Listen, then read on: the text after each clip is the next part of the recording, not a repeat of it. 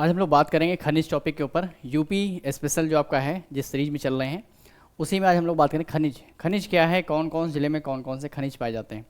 12 ज़िले हैं, आपको याद रखना है। उन 12 ज़िलों के नाम याद रखने। कोई भी खनिज आता है इन्हीं 12 ज़िलों से ही वो क्वेश्चन में सेट करेंगे, तो आपको याद करना आसान है कौन कौन से 12 ज़िले होते हैं। खनिज नीति कब आई थी, पहली खनिज नीति कब आई, ये छोटे छोटे फैक्ट होते हैं और कुछ इंपॉर्टेंट खनिज हैं यहाँ पर बात करने वाले हैं। तो आइए देखते हैं, बात करते हैं, फिर हम लोग शुरू करते हैं यहाँ पर खनिज के ऊपर। आपको पता है 1955 में सर्वप्रथम भूतत्व एवं खनिकर्म निदेशालय की स्थापना करी गई थी। यह पूछा गया है कब किया गया है। भूतत्व एवं खनिकर्म की निदेशालय की स्थापना कब करी, 1955 में करी गई है। 1974 में खनिज आधारित उद्योगों को बढ़ावा देने के लिए उत्तर प्रदेश राज्य खनिज विकास निगम की स्थापना करी गई। ठीक है, उत्तर प्रदेश राज्य खनिज विकास निगम की स्थापना कब हुई, 1974 में। आगे चलेंगे तो यूपी की पहली खनिज नीति कब आती है, 1998 में आती है। डेट याद रखनी कब आती है, 1998 में पहली खनिज नीति आती है। ठीक है, इसमें क्या हुआ, खनिज विकास को उद्योग का दर्जा दिया गया। तो पहली जो खनिज नीति आई थी उसी के द्वारा खनिज को क्या दिया गया, यहाँ पर उद्योग का दर्जा दिया गया। अब यहाँ पर आपको ध्यान देना, कुछ 12 जिले के बारे में हमने बताया हुआ कि भाई ये 12 जिले हैं, इन्हीं में क्या है, ये खनिज बहुल क्षेत्र हैं। 12 जिले कौन कौन से, इसमें सबसे पहला आएगा आपका इलाहाबाद, जिसे प्रयागराज कहते हैं। झांसी है, सहारनपुर है, मिर्ज़ापुर है, ललितपुर है, जालौन है और महोबा है, सोनभद्र है, चित्रकूट, चंदौली, बांदा, हमीरपुर।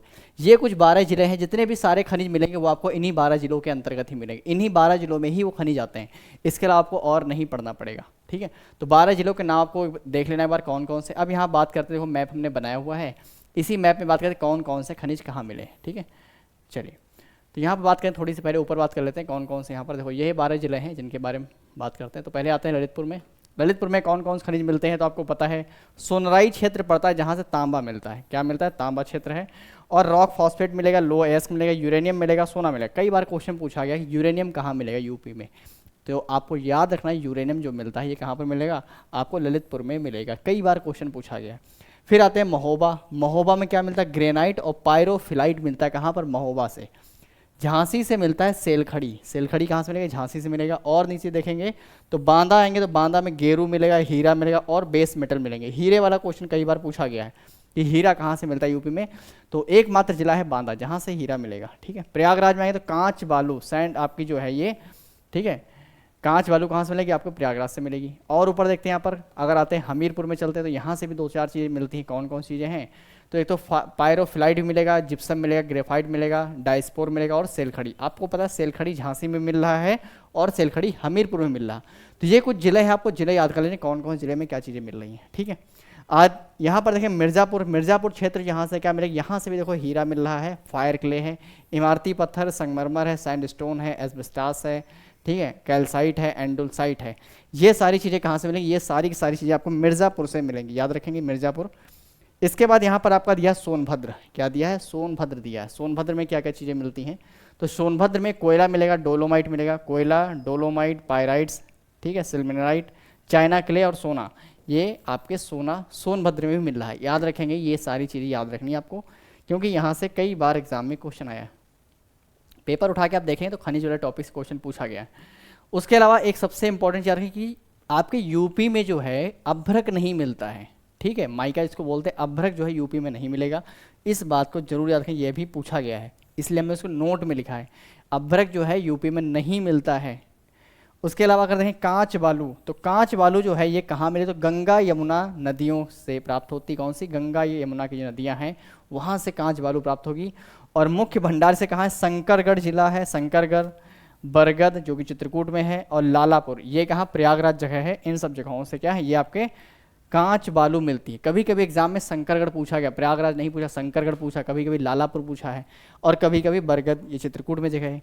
तो ये कुछ जगह है जहाँ से आपको ध्यान रखना है, क्या मिलेंगे आपको, बालू, कांच बालू मिलती है। तो कांच बालू के लिए कुछ स्पेशल जगह हैं, उन्हीं जगहों पर मिलेंगी, सारी जगहों पर नहीं मिल रही, ध्यान रखेंगे।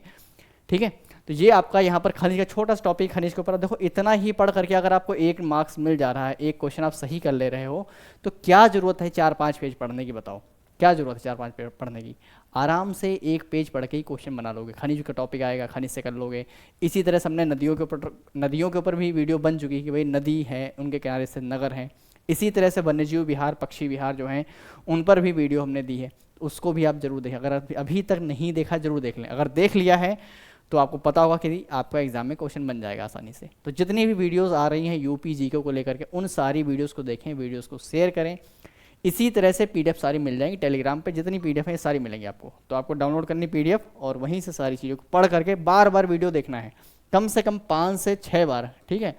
कम से कम 5 से 6 बार सारी वीडियोस को आप देख डालो, रिवाइज कर लो, प्रिंट आउट निकाल करके, चाहे तो ऐसे ही, ठीक है। तो 5-6 बार जब देख डालोगे तो आपको कुछ भी चीज़ें नई नहीं मिलेंगी, फिर वहीं से सारी चीज़ें आप कर लोगे, ठीक है।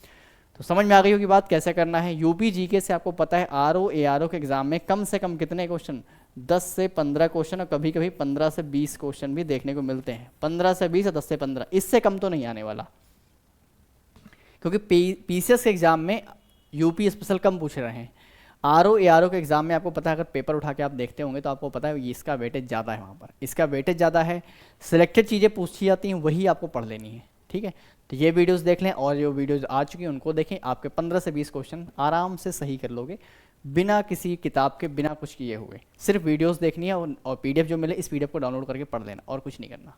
तो इतना तो कर ही सकते हो, ठीक है। इतना करना ही पड़ेगा यूपी के लिए, नहीं तो आपका ये वाला टॉपिक, ये सेक्शन फिर अधूरा रह जाए। किताब से पढ़ने जाओगे तो बहुत ज़्यादा है, सबसे बड़ी समस्या किताब की यह है कि बहुत ज़्यादा दिया हुआ, उतना ज़रूरत नहीं है पढ़ने की। तो जितनी ज़रूरत है उतना ही पढ़ो, सफिशिएंट है, ठीक है। मिलते हैं फिर नेक्स्ट वीडियो में, तो बने रहें और वीडियोस को देखते रहें। वीडियोस को शेयर जरूर करें, वीडियो को लाइक करें। वीडियो इतनी देर देखने के बाद आपको समझ में आए तो वीडियो लाइक जरूर करनी है आपको, ठीक है।